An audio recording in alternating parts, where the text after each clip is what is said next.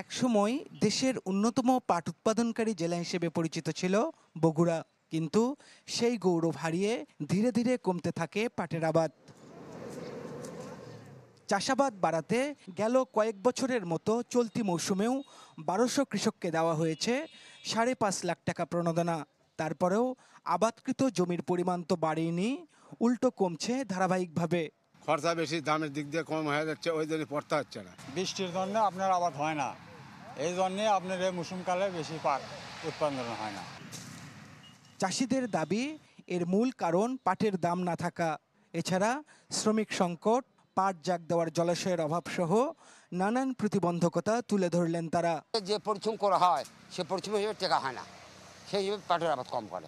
আগে পাট ধোয়া সহজ হয়েছিল, এখন ডোবাডোবি পূরণ করে ফেলে যে পাট ধোয়ার জায়গা নেই, এই জন্য মনে হয় মানুষ করে না। খরচ বেশি, সেজন্য ভাই পাট সব করবে চায় না। তবে জেলায় পাটের আবাদ বাড়াতে আরও পরিকল্পনা নেওয়া হচ্ছে বলে জানালেন কৃষি কর্মকর্তা। বগুড়া জেলাতে আমরা পাট উৎপাদন বৃদ্ধির জন্য নানাভাবে আমরা ইনসেন্টিভ দিচ্ছি তাদেরকে।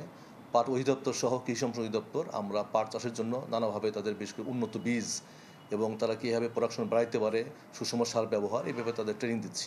তো ভবিষ্যতে আমরা আমাদের কৃষি সম্প্রসারণ অধিদপ্তর সহ পাট অধিদপ্তর সকলকে নিয়ে আমরা চাচ্ছি যে বগুড়া জেলাটা পাট উৎপাদনে আবার তাদের পুরাতন অবস্থায় ফিরে আসুক এবং তাদের হারানো গৌরব যেটা ফিরে যেন পাক। গেল বছর প্রতিমণ পাট বিক্রি হয়েছে সর্বোচ্চ ৩,৫০০ টাকায়। এবছর এখনও বাজারে ওঠেনি পাট। ফরহাদুজ্জামান শাহী, চ্যানেল 24, বগুড়া।